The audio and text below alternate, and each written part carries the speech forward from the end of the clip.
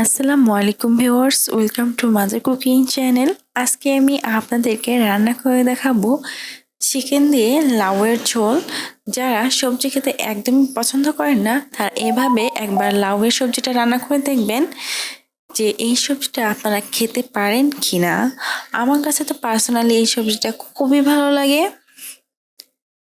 আর chicken দিয়ে লাউ রান্না করলে এই লাউয়ের স্বাদ কিন্তু অনেকটাই বেড়ে যায়। চলুন তাহলে রেসিপিটা দেখে নেওয়া যাক। এখানে আমি একটি ফ্রাই প্যান নিয়ে নিয়েছি।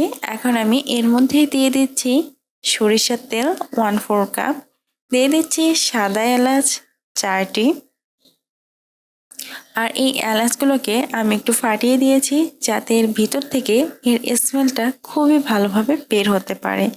দিয়ে দিচ্ছি দারচিনি 2টি টুকরা, এইরকম মিডিয়াম সাইজের।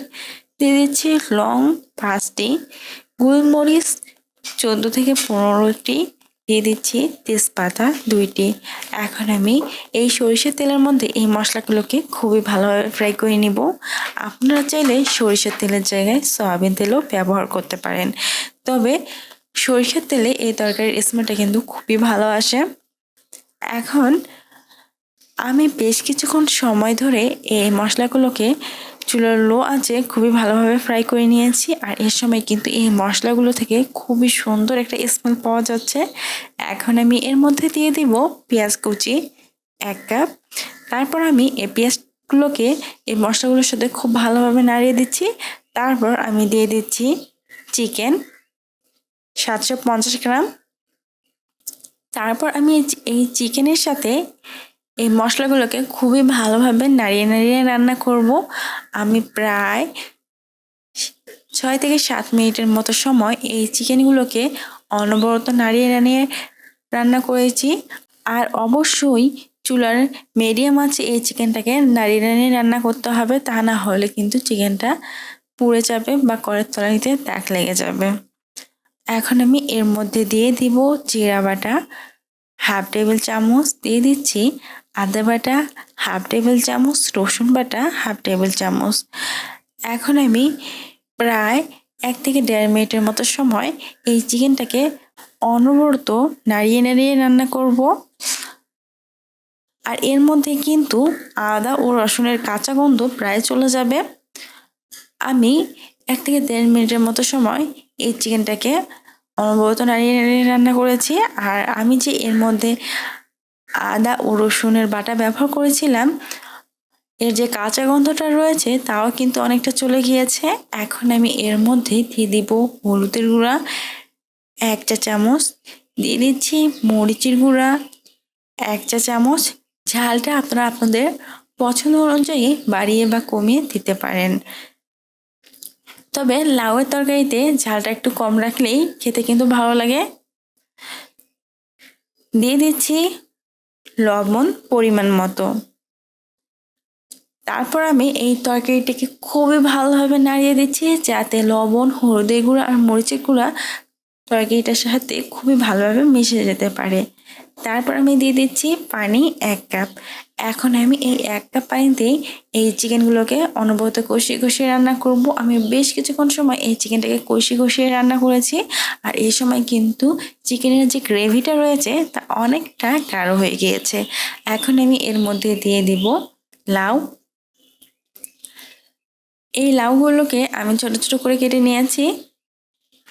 এখন আমি অনবরত এই লাউ আর চিকেনগুলোকে কষিয়ে কষিয়ে রান্না করব। আর তরকারিতে লবণ থাকার কারণে এই লাউগুলো কিন্তু অনেকটা পানি ছেড়ে দিয়েছে। আর এই পানিতেই আমি এই চিকেন আর লাউগুলোকে অনবরত কষিয়ে কষিয়ে রান্না করছি। এখন আমি এর মধ্যে দিয়ে দিব পানি 1 কাপ। যেহেতু তরকারিতে লবণ থাকার কারণে লাউয়ের থেকে অনেকটাই পানি বের হয়েছে, তাই আমি এখানে 1 কাপ পানি দেওয়ার সাথে সাথে কিন্তু তরকারির চিকেন আর লাউ বরাবর পানি হয়ে গেছে। এখন আমি এই তরকারিটাকে খুব ভালোভাবে নাড়িয়ে কড়াইয়ের ঢাকনা লাগিয়ে দিচ্ছি।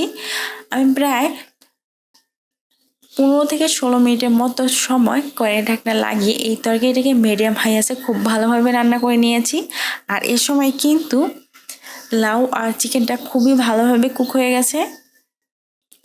এখন আমি এর মধ্যে দিয়ে দিচ্ছি কাঁচা মরিচ আমি এখানে একটি কাঁচামরিচ এভাবে ভেঙে দিয়ে দিয়েছি, আর দিয়ে দিচ্ছি ধনিয়া পাতা কুচি 1/4 কাপ। আর কাঁচামরিচটা আপনারা চাইলে একটু বেশিও দিতে পারেন। যারা ঝাল খেতে পছন্দ করেন তারা কাঁচামরিচটা কেটে একটু বেশি করে দিতে পারেন, এতে করে আপনাদেরকে ভালো লাগতে পারে। সবার লাস্টে কাঁচামরিচ আর ধনিয়া পাতা দেওয়ার কারণে কিন্তু এর সময় তরকারিটা থেকে খুব সুন্দর একটা স্মেল বের হচ্ছে। আর এই তরকারিটার দেখতেও যতটা সুন্দর লাগছে, এর ঘ্রাণটাও কিন্তু ততটাই সুন্দর পাওয়া যাচ্ছে, এবং এই তরকারিটা খেতেও কিন্তু ভীষণ মজার।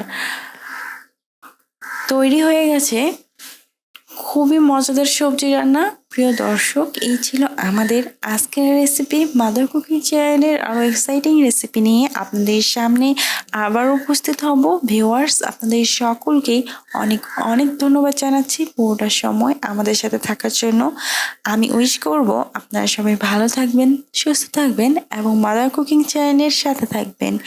এই চ্যানেলে নতুন হয়ে থাকলে চ্যানেলটি সাবস্ক্রাইব করুন এবং ভালো লাগলে লাইক কমেন্ট ও শেয়ার করুন। ধন্যবাদ।